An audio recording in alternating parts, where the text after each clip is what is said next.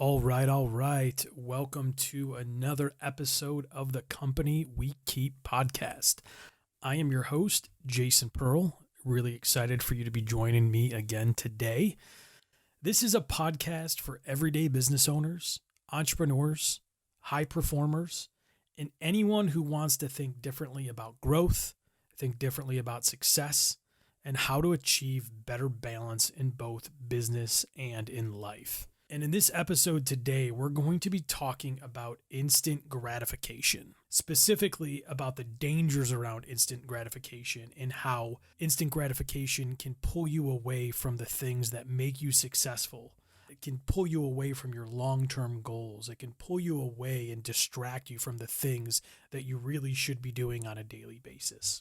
Obviously, we live in a world today that is fueled by instant gratification. Whether it's the way we get our food or the way we get our entertainment or the way we shop for things, online shopping and all those outlets, or even in some ways, how people find their future mates, whether it be online dating or things of that nature. Instant gratification is something that really is consuming our day-to-day, specifically in the United States, but really around the world. And as I was preparing for this episode, I came across a pretty interesting article called "The Real Issue with Instant Gratification." This is an article that was written by a board-certified internal medicine physician and New York Times best-selling author, Austin Perlmutter. He discusses the dangers of instant gratification and how our world is filled with it and reasons why we need to be educated. We need to understand the dangers around instant gratification. In his article, he talks about how instant gratification fuels impulsive decisions and may detract from our healthy quality of life. He also goes on to say each time we make an impulsive decision, whether it be an unhealthy snack or buying something online, our brain pathways for those actions are actually reinforced and strengthened, making it easier to fall into patterns of decision-making when it comes to instant gratification, which ultimately means it's harder to break the cycle if it's something you do often. And he also goes on to say in the bigger picture, the more we overvalue instant gratification, the more likely we are to be distracted from longer-term, meaningful goals.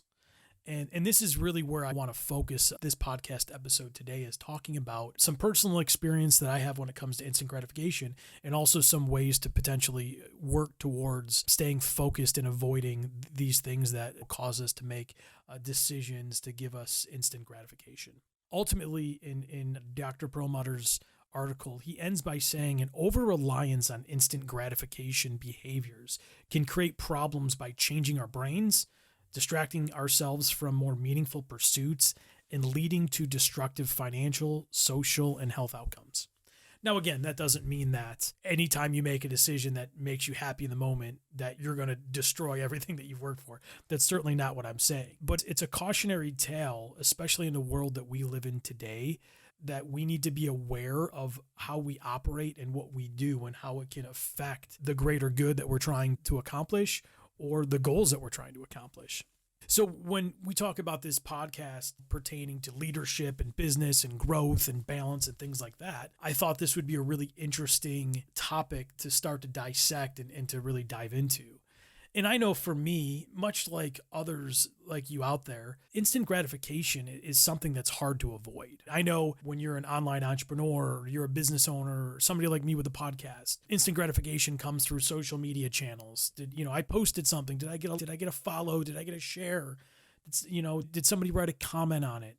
And how many do I have? And every time I check Facebook or Instagram or LinkedIn and I see I got another notification that somebody liked my post, that you get that shot of dopamine. You want more and more of it. So I know that's something that myself and others have dealt with. When it comes to business, right? It's the idea of trying to hit the home run in business, trying to sell the biggest deal or trying to make the biggest deal and all of those things, which could potentially be good and also could potentially be bad depending on what you've defined as success and what your goals are. Certainly consumerism, when just being able to pop open your phone and hop on the Amazon app, which I've done a ton of times, when you purchase what you need to purchase and it's here in 2 days because we live in a prime world. Or whether it's investing, you're looking to find the next penny stock that becomes the hottest stock in the world. Those things where you're just trying to go from point A to point Z very quickly is how you define instant gratification. And I know that many of you like me that are out there that are trying to be better leaders and trying to achieve growth in your life and trying to achieve balance, instant gratification oftentimes can throw us off that path.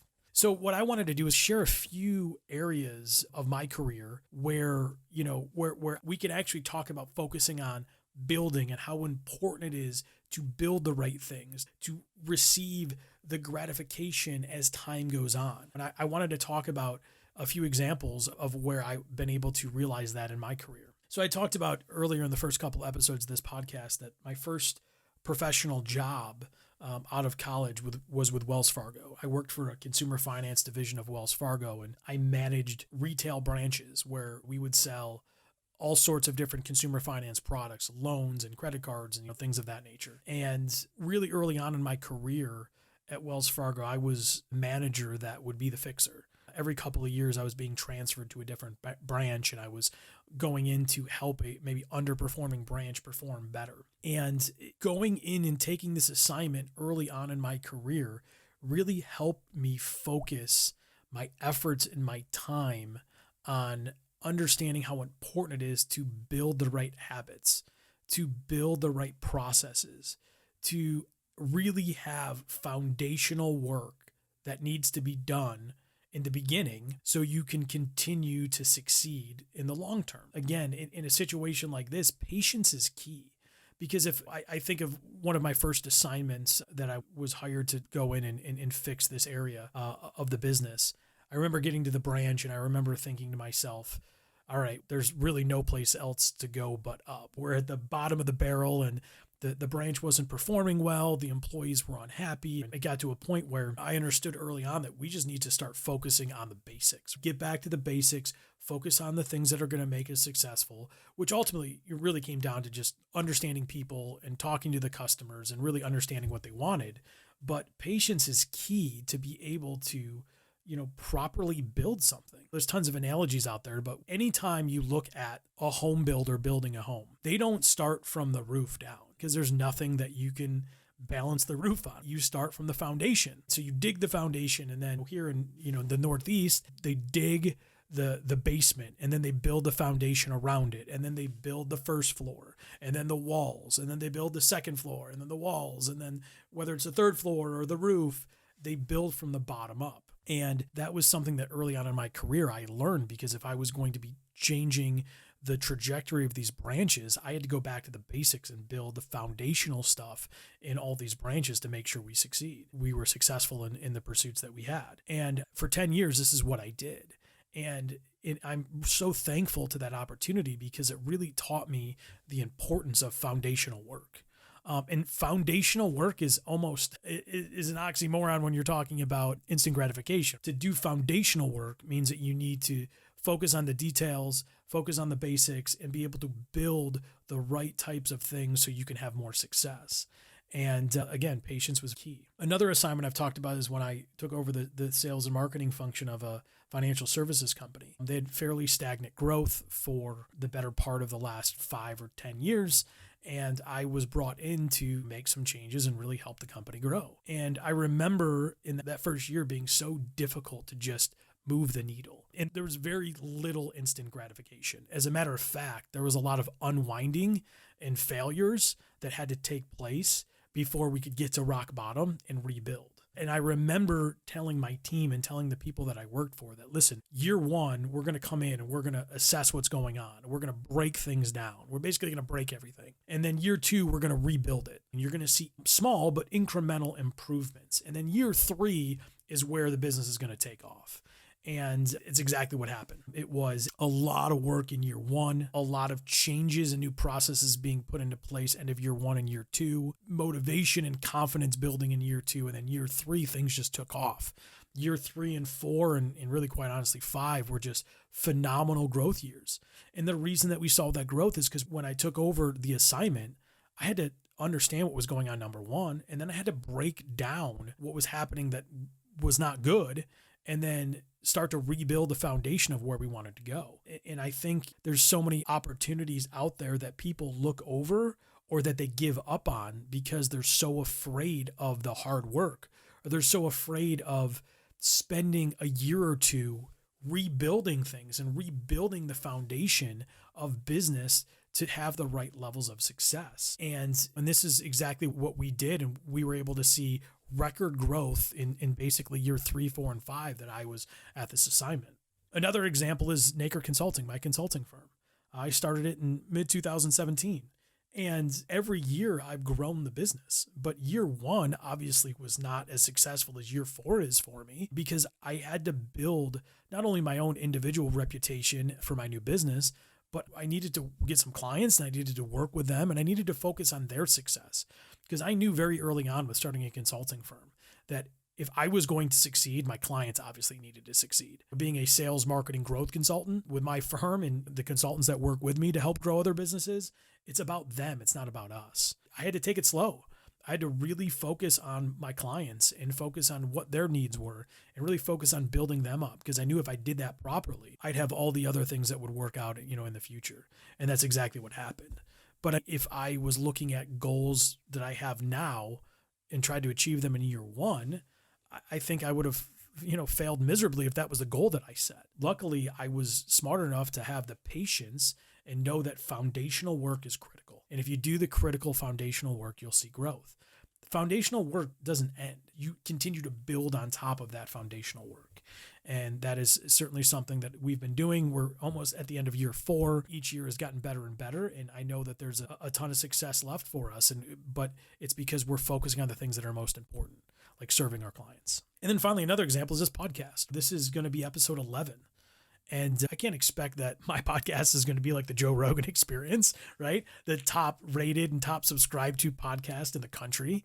No, I certainly can't. I have to build. I have to build my point of view and I have to build my audience and I have to be able to interact and connect with you guys, because if I don't connect with you guys, you're not going to connect with me and you're not going to listen anymore. If I was focused on the number of listeners every single day or the number of downloads or the number of subscriptions, it's going to distract me from the work I'm doing here, which is trying to really connect with you guys and help talk about the importance of leadership and give you some tactics and skills to help you be a better leader, better people, better human beings, grow, but also have the right level of balance in your life. That's what this podcast is all about. And it takes foundational work, which is what we've been doing here in the first 11 episodes. There's going to be so many more to come, but you have to build it the right way. That being said, there's 5 points that I wanted to share with you guys about how you can build success and avoid the pitfalls of instant gratification in your world. So whether you're listening to this podcast, looking through a lens of your business, maybe you're as a business owner, an entrepreneur, or whether you're just looking at this as an individual, there is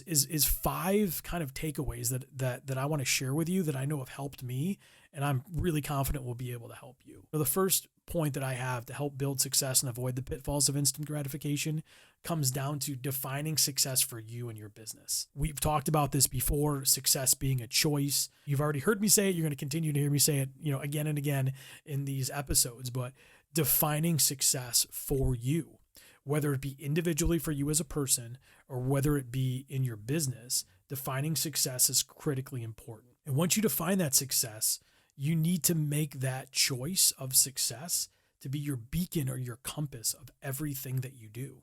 So you need to, whatever you say that success is for your business or for your life personally, that needs to be a mantra that you say over and over again to yourself. And you need to use that as your compass for your decision making. Number 2 is set micro goals for yourself or for your business that align with your long-term goals or success. Obviously, if you started a business today and said, hey, I want to be a $1 million business, or I want to be a $10 million business, doesn't happen day 1. Right? Likely may not happen day 365. It could take years to get to $1 million or 10 million or whatever those goals are for you, or however you've defined success if it's not revenue based. But what you need to do is set micro goals, because those micro goals will keep you focused on the work that you need to do to achieve the long-term goals. So setting those micro goals are going to be critical for weekly and monthly and quarterly and annual levels of success and being able to assess whether or not you feel you have been successful. So setting those micro goals, I think, are really important. And then when you set those micro goals, you also have to celebrate those. So when you achieve the micro goals, you have to celebrate those, Because if you set out to build a business in your industry and you want it to be a $10 million business, it could take you 20 years to get there. You don't only want to pop the bottle of champagne when you get to year 20 and you hit that goal. You want to have incremental micro goals that are going to help you stay focused, stay energized, stay confident, and stay healthy in your path to your goals. Point number 3 of building success and avoiding the pitfalls of instant gratification comes around the company you keep. You have to surround yourself with a good team of people. So if we're talking about it through the business lens, the employees that you surround yourself with, or your board of directors that you hire, however you do that, whatever type of business makeup, you have to surround yourself with a good team of people, or on the personal side, a good amount of confidants that believe in your success, believe in your goals, and believe in your mission, and are there to help you achieve that success that you have set forth. From an individual basis, there's only so much that you can do. I'm a big fan of the term iron sharpens iron. I know obviously it's a church term, it's a Bible verse, but it's something that is really important. And it's why it's one of the main tenets of this podcast, right? The company we keep, that's the people you surround yourself with. And to build success the right way, you need to have that good team that maybe when you get off track a little bit, keeps you focused on what the mission is, what the goals are, why you're doing what you're doing, why you set out to have the business that you set out to have, or why you set out to have the life you want to live. Point 4 of how to build success and avoid the pitfalls of instant gratification is making sure you define a set of metrics that keep you focused and keep you aligned to achieve your goals. So we talked earlier about micro goals and about how you have to set micro goals. Normally, metrics are more of the daily things that you can achieve, the daily goals that you can achieve that help you get there, or weekly or monthly. But in the business world, they're oftentimes defined as KPIs, or key performance indicators, or another popular term out there is OKRs, and that stands for objectives and key results. Those are business terms, but they can be interchangeably used in your personal life as well. But making sure you have a defined set of metrics that keep you focused and aligned is really important. In a throwback to my Wells Fargo days, there was a program that I had, and I called it Daily Vitamins. And I had salespeople that reported to me. And in a way that I created kind of a fun little game, I had this plan for all of my salespeople. And there was basically 5 things that you could achieve to have a healthy business day. And every day, their goal was to hit one of these metrics. And if they hit that every day, 5 days a week, normally 20 to 21 business days a month, they would likely have a very healthy and a very successful month. So I think it's super important to do the same thing within your business or within your personal life, is to set your daily vitamins, right? Set your key metrics and work towards those and work towards that success on a daily basis. And then finally, a way that I think is really important to build success is to serve others. Staying grounded, staying humble, and serving others in any capacity will always keep you focused on the greater good. It's always going to keep you focused on what's most important. This is a podcast where we're talking about leadership and growth and balance. But when you talk about the balance side of things, I know something that's been life-changing for me was my ability to really open up my eyes and open up my heart when I started serving others. I run a consulting firm, so I am always in service to my clients. So I serve them, but also outside of my business life, serving others personally, whether it be volunteering, or whether it be at my high school ministry that I lead, or whatever the case may be, serving others keeps you grounded and keeps you humble. And when you're grounded and when you're humble, it's so much easier to see, to speak, and to think clearer than when you're just so motivated and so maybe self-absorbed. You miss things. And then when you're self-absorbed, it creates that need for instant gratification. As Dr. Perlmutter said it, over-reliance on instant gratification behaviors can create problems and could lead to destructive financial, social, or health outcomes. So serving others, I think, is super important because that helps you stay healthy in your mind, in your heart, and in your life. And if you can take these 5 steps and put this into play in your life and in your business, I think you're going to find that you're going to be more focused, you're going to be more ready to succeed, and you're going to feel that every single day you are moving closer and closer towards your goals. I hope you've enjoyed this episode. I know this is something that as I'm talking to you, I'm saying the same stuff to myself as well, because it's really important that we avoid these pitfalls of instant gratification. I'm not here to be a downer or to be a wet blanket until you can't have fun and enjoy some of the success in the present. I'm just simply trying to call attention to some of the pitfalls that are so easy for myself and for all of us to fall into. So if you're enjoying this podcast, which I hope you are, would love for you to just subscribe. Just hit the button at however you subscribe to your podcasts, but would really appreciate that. You can find any contact information for me on my website, jasonmpearl.com. Really appreciate you spending the time with me today. My name is Jason Pearl. Thanks for keeping me company today. This is the Company We Keep podcast. Until next time, I'm out. Peace.